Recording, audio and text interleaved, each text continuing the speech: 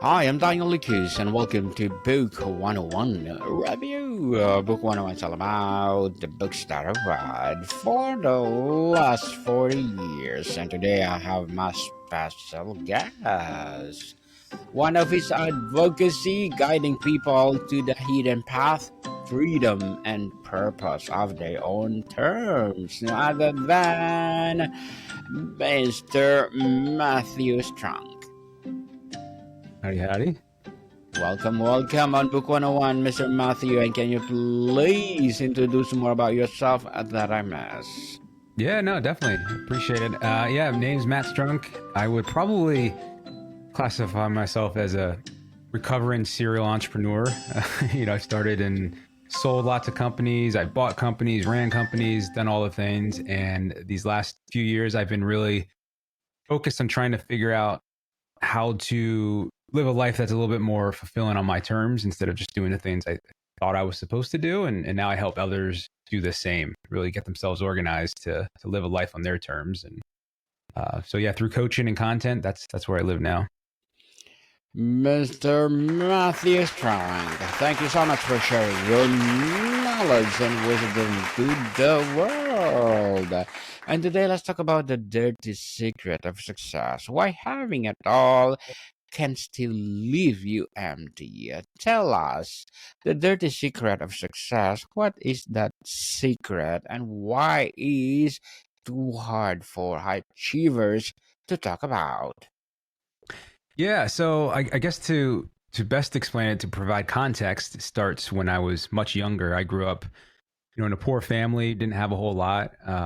When I was 19, I decided to start my first business because from what I could tell in my life, the thing that I was missing was money and wealth and status, and all the people that had those things seemed to be doing the things I wish I could do. So I needed to figure out a way to achieve those things so I could finally live a good life. That was the thought process, at least. So, I started some companies, I failed, started companies, failed. And, fast forward about a decade, and I started some companies that actually succeeded and scaled, and the Inc. 5000 fastest growing company awards, and doing multiple seven figures in like our second year. And I did all of the things that I thought I was supposed to do to get the things I figured I should want. And even after making all the money and achieving the awards and the status and all that stuff, I never really felt any more fulfilled than I did when I was just the poor kid who didn't have anything. So how is it that on both sides of success, I felt kind of lost and like something was missing? And that's, kind of when I realized that what I was looking for in life wasn't necessarily more money or more status. It was alignment with what it is I actually cared about. But without getting really straight on what that was, I was basically living a life fueled off of trying to impress others and fueled off of a chip on my shoulder. And that really left me kind of, in a tough place. And I think for high performers, it's tough because when you have those things, it feels almost arrogant or ignorant or something to suggest that it's not it's not everything you wanted. You know what I mean? Like I don't want to seem like I'm not thankful for what I have, but still I want to be able to talk about it so that other people who might be feeling that way can understand they're not alone. So it's a weird spot, I think, because of that you don't want to be like, oh, I guess first world problems or that kind of thing. And that's kind of the dirty secret of success, is it can leave you feeling unfulfilled afterwards and not a whole lot of people to talk to about it. The phrase having it all is a powerful myth. What does that phrase typically include, and why does checking all those boxes often lead to a feeling of emptiness instead of fulfillment? Yeah, I mean, to me, I think, in society, at least for myself growing up, I think we're kind of painted a picture of what success looks like, and it's typically wealth, I think. It's financial freedom, being able to do things on your, with your own time and everything else. It's having the really nice house, having the nice cars, having the nice family, like, status, awards, people who admire you. Like, to me, at least growing up, those were the tangible things of like what success looked like. But yeah, I think it's dangerous because it gets you to start chasing this external measure of success. And what you find is that when you achieve something, you just punt the goal posts down the field. You just kick the soccer ball further down. So you never actually make it to anywhere. And that's why I feel like you see even these billionaires who are, openly not satisfied in life. And it's like, well, how? You have everything. You have billions of dollars. And it's like, yeah, because they're chasing these external mechanisms of success instead of looking inward as to what actually matters to them. And I think that's where that myth kind of lies, is like, you can have it all, but none of that matters if it's not aligned with what you actually want on the inside of yourself, And so for me, I needed to stop looking out there for fulfillment and happiness and all those things. And I needed to turn inward and look more so at myself to figure out what it is I actually wanted. And that's when things started to click much better for me in my life, even though they might not look as sexy on the outside. Mr. Math, what are the first subtle signs that someone is on the path of this kind of successful emptiness? What should people be watching for their own lives? It's a good question. I think when you find that you're setting goals, you're achieving the goals, and there's really no period of reflection or happiness around it, if that makes sense. Like it almost feels empty. So like, maybe you set an income target and then you hit that income target, but by the time you hit that income target, you've set a new one already because that one's no longer good enough because of whatever. The second warning sign I would see is when you find yourself comparing your own life to other lives. So even for myself, I found myself in that place where, I sold a company for multiple 7 figures. Like, this is awesome, but not as good as this guy who sold it for 8 figures or 9 figures. It's like you're always comparing against the thing that's better than what you have. So you just keep chasing and you never stop and reflect as to why am I even chasing this anymore in the first place? Why did I ever start down this path? If you don't stop to ask yourself why, then you're going to just, that's a good warning sign in itself if you don't know why you're doing it anymore. You should know what is your why, people. So on the psychology of achievement, Mr. Matt, how does the constant pursuit of external validation actually prevent us from developing stable sense of internal self-worth? Yeah, I think it's, when you're focused on the external metrics, it does a few things. I think first, it keeps you always living in a future state, even a past state. So you think about the past and how maybe you failed versus what you wanted, and then you start idolizing the future of what you want to achieve, and you find yourself always living in a time that is not real because the past isn't real anymore. It already happened. It's gone. The future hasn't happened, so how can that be real? So I think some of the dangers there is that you find yourself never living in the now and living in the present.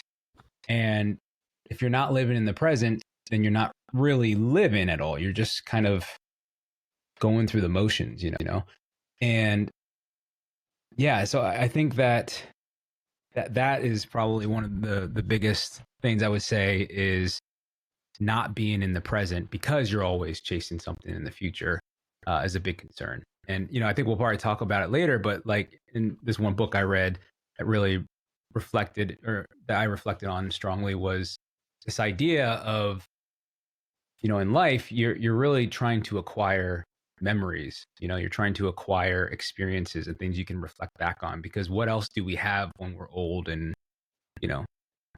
it doesn't matter anymore. You only have your life experiences. All the money in the world doesn't really matter at that point. I think if you haven't done anything with it at that point. So I think the biggest sacrifice is not living in the now, and therefore you can't actually enjoy life because you're not present. You're not here.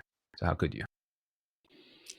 From psychological perspective, why does achieving a major goal often lead to a crash or feeling of this all there is, rather than lasting happiness?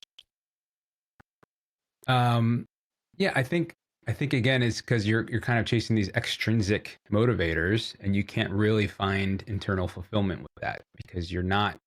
Like I often talk about even chasing things that you think you should want, but if they're not things that actually matter to you, then how could they leave you feeling in a better place when you've accomplished it? You know, because it's not something you actually want; it's something you were told you should want. So, from a psychology perspective, you're kind of always chasing, and you never actually stop to worry about what matters to you intrinsically.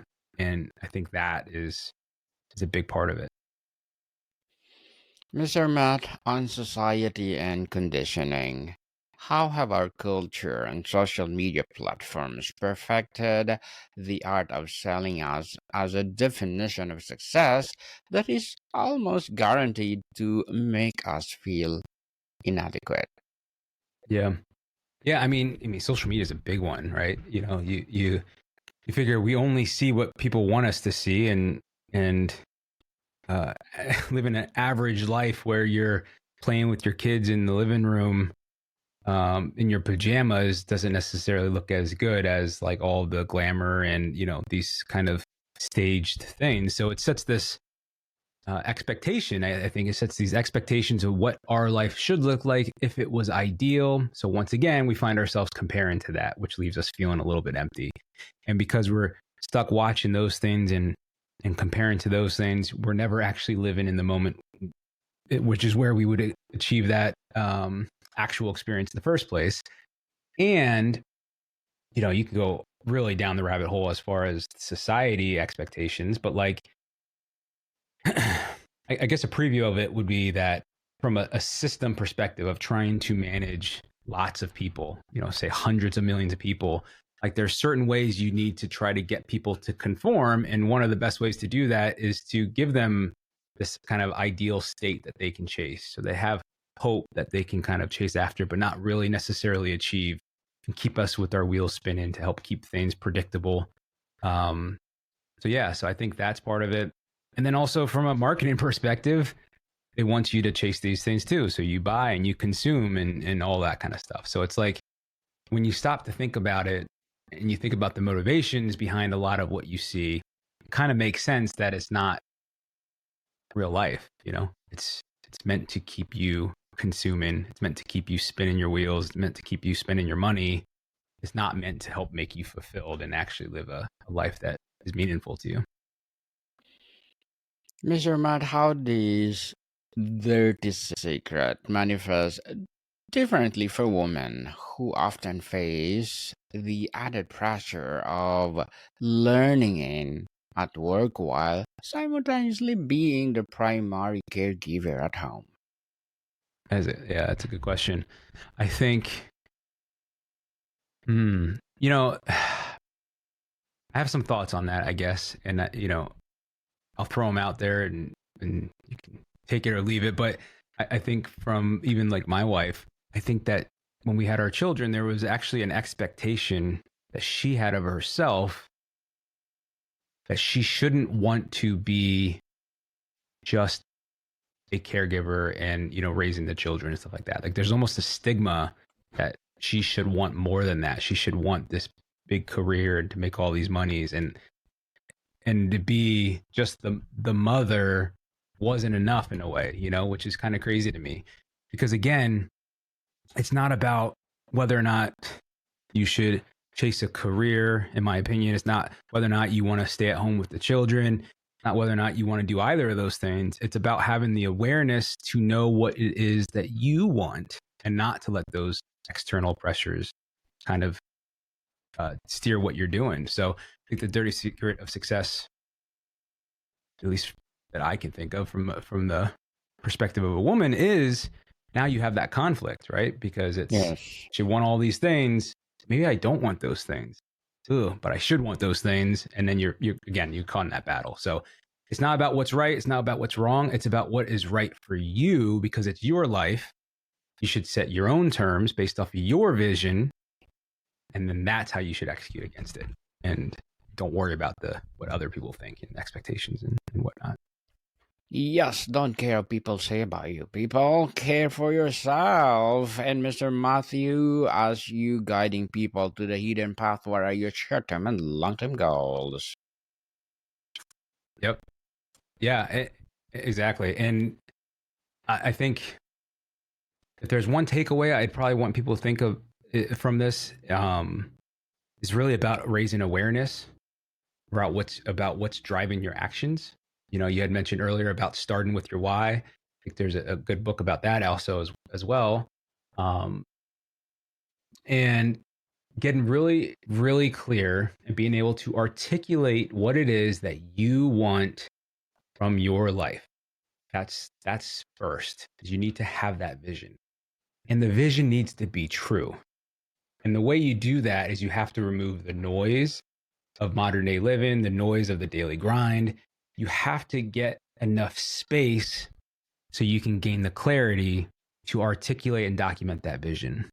But here's the thing, when you get very clear on what it is you want for your life and why it is that you want it, realigning your life around that starts to become pretty straightforward. The next steps start to become more obvious. The things that have made you feel like you're stuck start to erode away, and you finally start to make progress and traction because, again, now you have a North Star that you can actually move towards. And that's really the work I do, is to help people through that, clear that noise, to gain that clarity, and to define what that life looks like. So that way they can start realigning around that accordingly. And good luck to your goals, Mr. Matt, and looking forward for more success. And what would be your piece of advice for those people out there who want to be like you? Oh man, my piece of advice would be don't be like me. I think my advice would be like, be like you, but first Yes. figure out what that means for you. What do you want to be? Who are you? In truth, not based off the expectations of your peers, family, or society. Find that first. That would be my advice. Yes, and thank you for that advice, Mr. Matt. And can you please recommend a book or books that influence your journey? Yeah, I think since I kind of referred to it, I'd probably say the Start With Why by Simon Sinek is a good one to check out. But the one that I think impacted me and I wouldn't have expected it to is the book Die With Zero. Very interesting perspective in that book. So Die With Zero, I would check it out. Quick overview is just the idea that money represents your time, right? You generated resources by trading resources. So if you die with extra money, then you've wasted time in your life that you could have spent doing something else, or you could have leveraged said money to having more experiences. So it's definitely an interesting book, unique perspective. Die With Zero. Die with Zero. Thank you for that recommended books, Mr. Matt. And on the challenges and liberation, what is the biggest fear that keeps people trapped in the golden cage of a successful but unfulfilling life? Probably that. I think the biggest fear is fear of not being enough, I think is how I would sum it up. So Yes. the idea of the golden prison is your fear is that you're not enough, but maybe with the businesses or with the money, with the success, with the admiration, then maybe I can be enough. But as long as your measure of whether or not you are enough is based off of those things, then you will always stay stuck in that trap. Yes, definitely. And Mr. Matt, how do you deal with judgment or confusion from others when you start to step off the conventional path of success?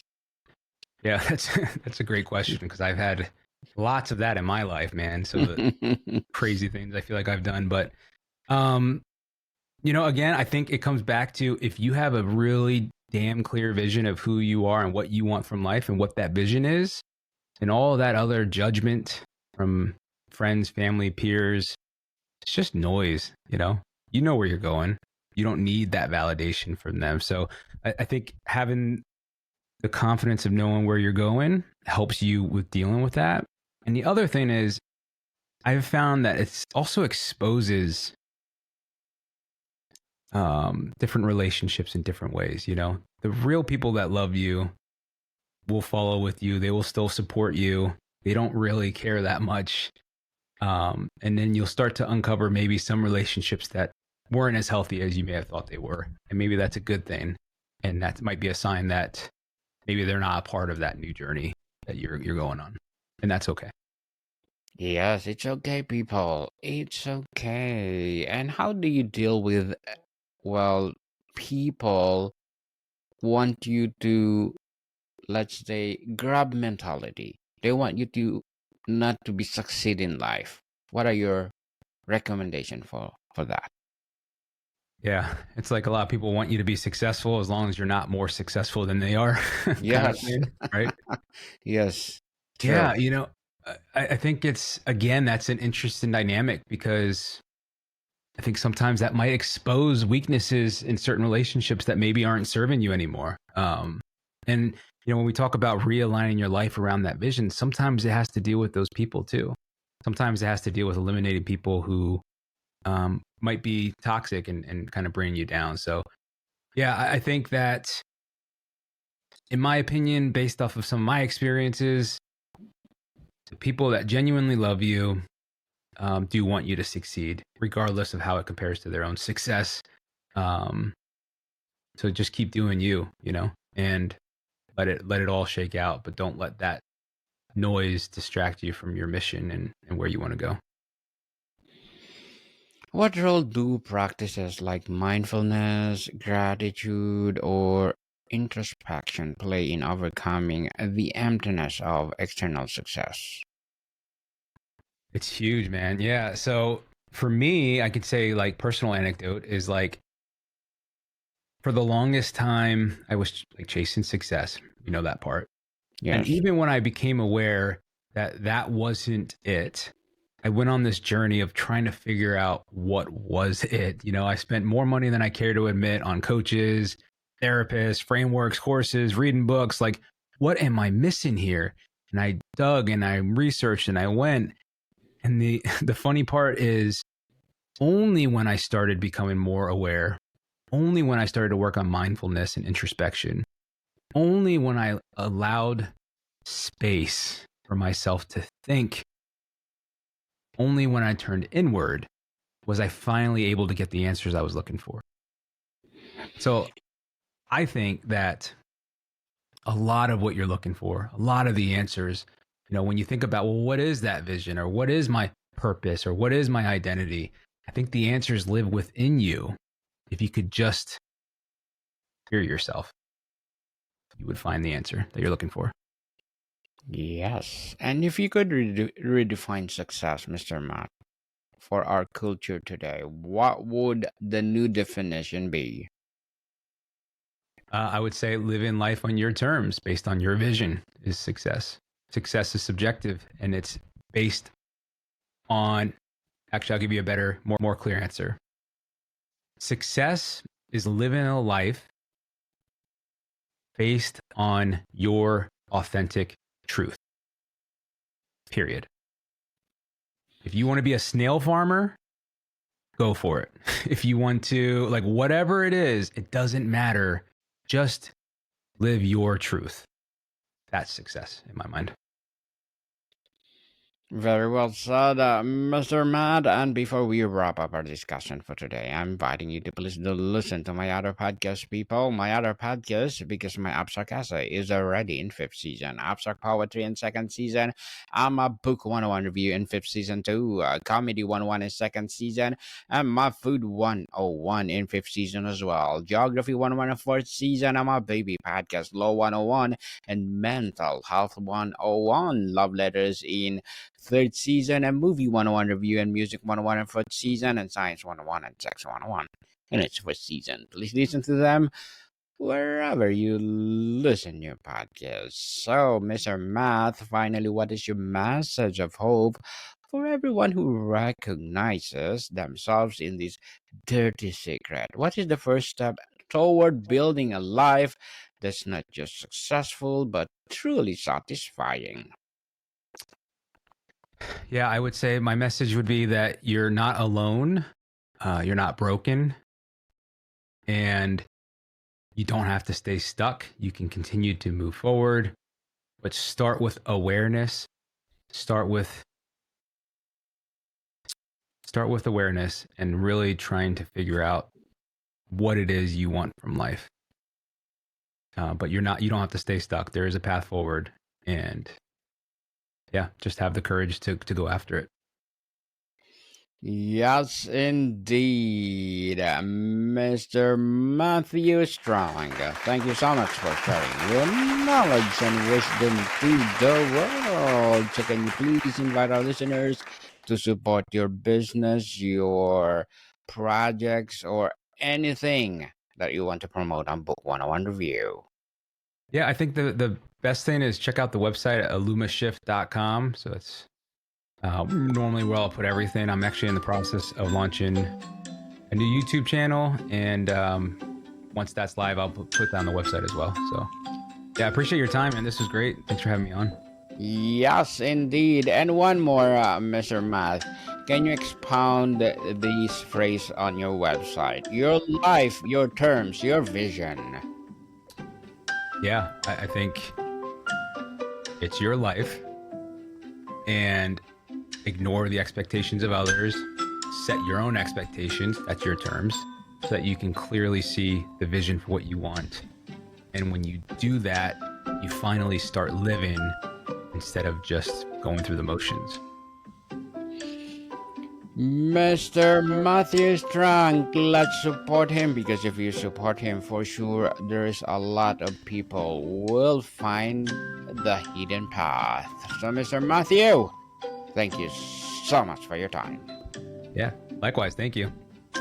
More to come, people. See you soon.